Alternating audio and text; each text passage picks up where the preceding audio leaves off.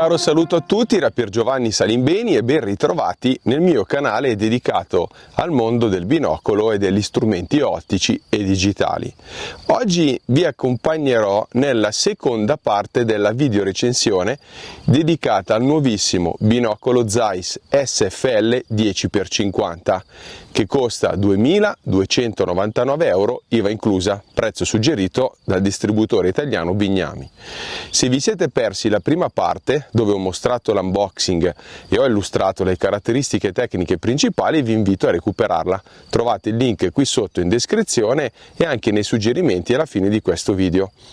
Inoltre vi ricordo che su binomania.it potrete leggere la recensione completa scritta con immagini, grafici e considerazioni ancora più approfonditi.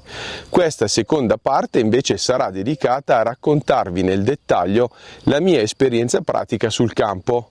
Dividerò quindi questo, chiamiamolo racconto, in 5 sezioni principali: l'ergonomia, la meccanica e messa a fuoco, la qualità ottica, le aberrazioni e le prestazioni nei diversi ambiti osservativi, tra cui il birdwatching, il paesaggio, l'osservazione crepuscolare e quella astronomica.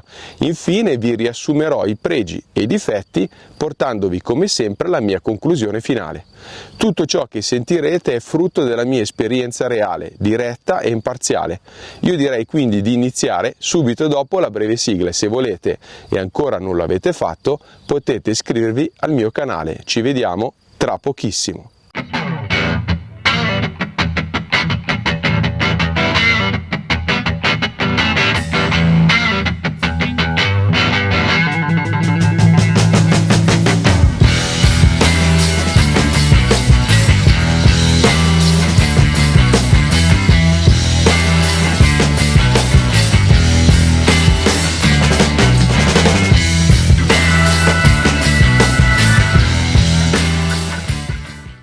Cominciamo ragazzi dalla parte ergonomica.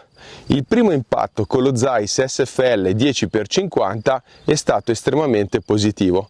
Il binocolo infatti è compatto, bilanciato e leggero, circa 870 grammi, al punto che sembra di impugnare un 10x42, pur beneficiando della maggior luminosità offerta dagli obiettivi da 50 mm che è di circa il 42% in più. L'impugnatura poi è confortevole grazie anche al rivestimento in gomma morbida che migliora la presa e alla forma di tubi ottici che facilitano una presa naturale e stabile.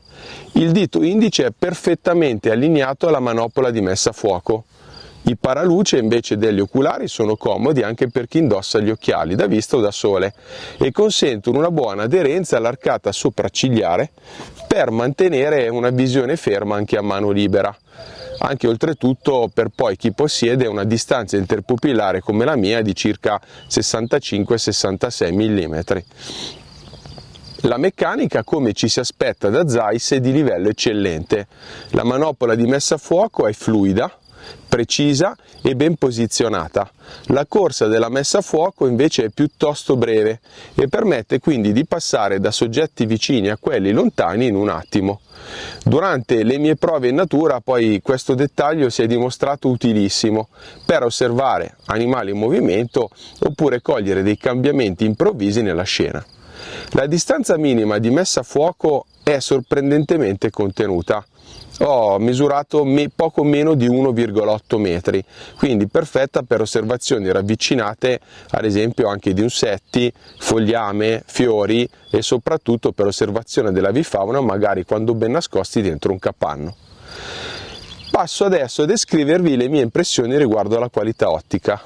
Lo Zeiss SFL 10x50 restituisce immagini luminose, nitide e con un eccellente contrasto e una resa cromatica che è molto naturale. Infatti i bianchi sono neutri e i colori appaiono saturi ma reali e le immagini hanno nel contempo una pulizia visiva davvero notevole, come state vedendo attraverso queste riprese che ho fatto collegando un iPhone all'oculare del binocolo. Al centro del campo anche la puntiformità stellare è ottima, simile a quella che posso osservare nei miei telescopi a rifrazione.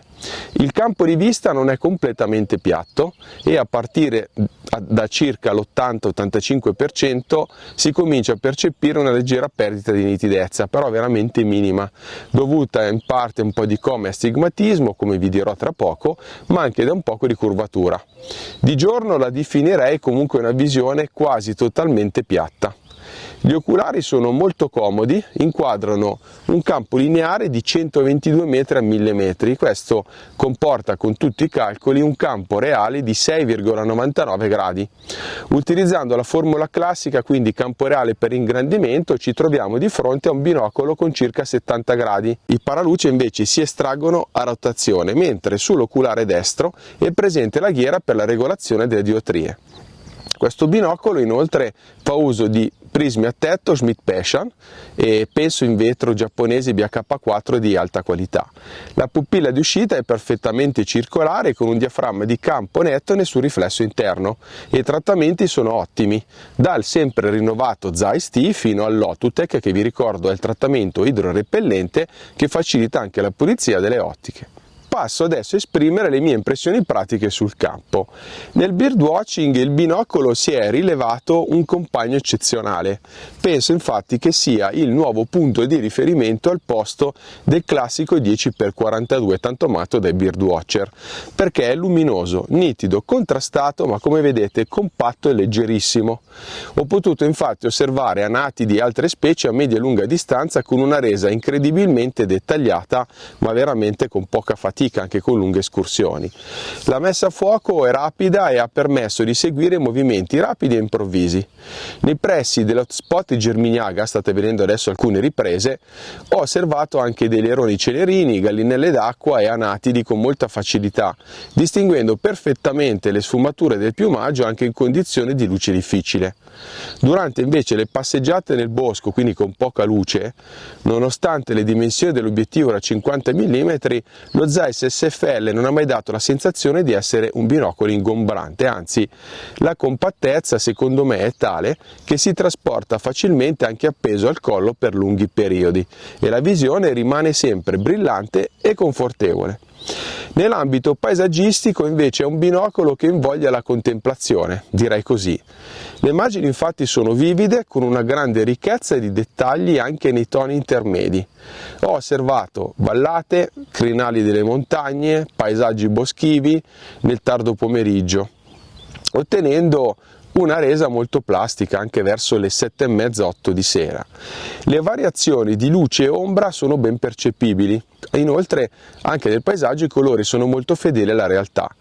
Il controluce, come ad esempio osservando adesso, viene gestito molto bene con un contenimento efficace dei flare e dei riflessi indesiderati.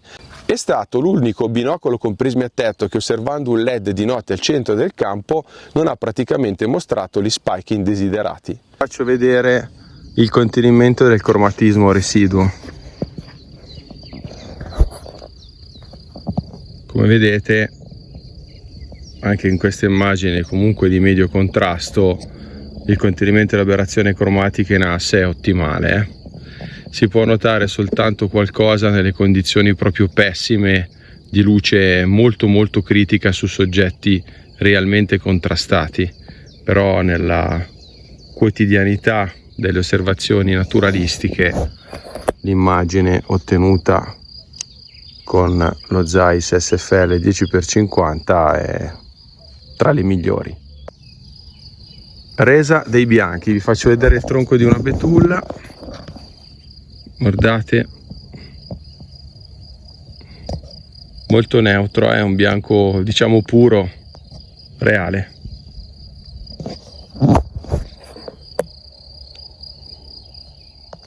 Per quanto riguarda le osservazioni crepuscolari, questo binocolo dà il meglio di sé.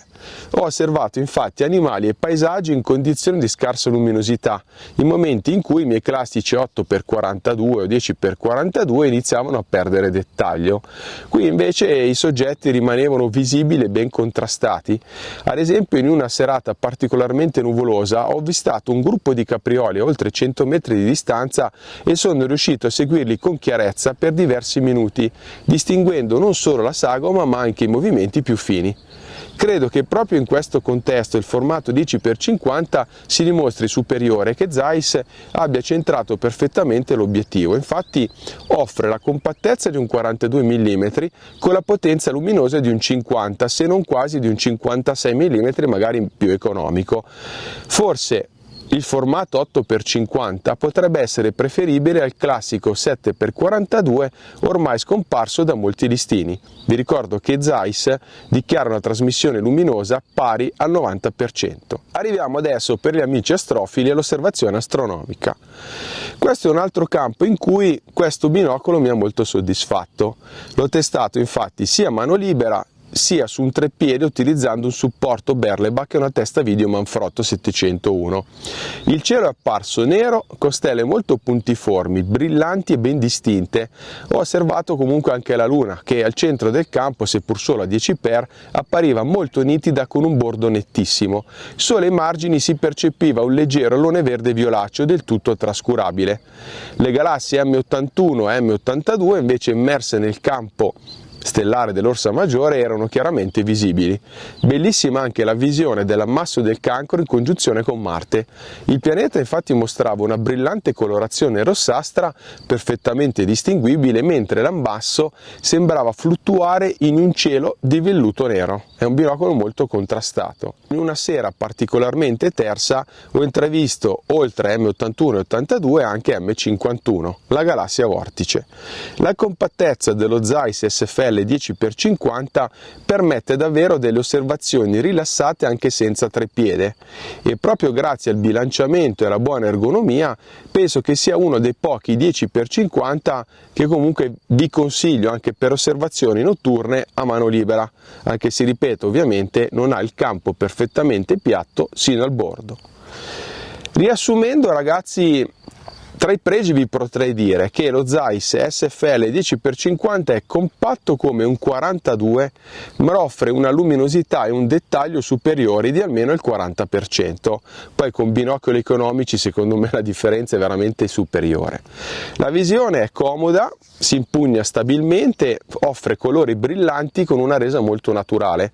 La messa a fuoco è rapida, precisa e morbida. La costruzione è solida ma leggera. L'estrazione pupillare lo rende utilizzabile anche per i portatori d'occhiali. Anche il contenimento del cromatismo residuo, tranne le osservazioni proprio in controluce su soggetti molto contrastati, è ben contenuta.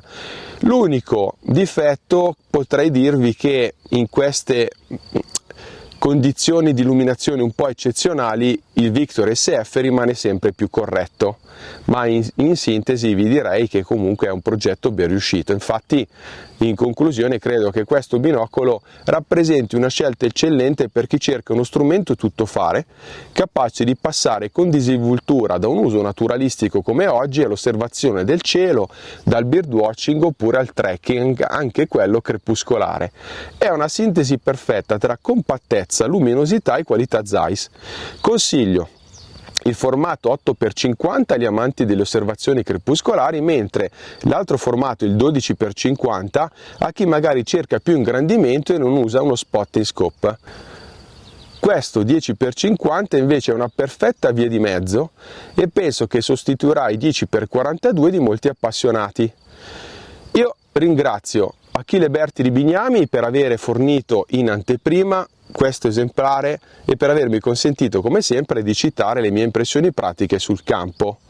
Ringrazio anche Zeiss per le informazioni tecniche e il supporto ricevuto nella fase iniziale, quando ancora diciamo così, la clientela non era a conoscenza della presenza di questo nuovo formato SFL 50.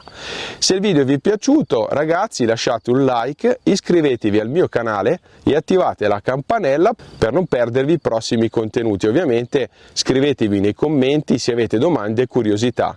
Vi aspetto come sempre su questo canale, sul sito ufficiale che è Binomania, dove dal 2006 ormai ci sono circa 1200 articoli tra recensioni di strumenti ottici digitali, editoriali, reportage e tanto altro ancora. Se volete venire a parlare di binocoli vi aspetto anche sul forum di Binomania, che è attivo dal 2010, e sul gruppo Facebook tutto, ma proprio tutto, sui binocoli. Un caro saluto a tutti voi da Piergiovanni Salimbeni e dallo Zeiss SFL 10x50. Ciao ragazzi!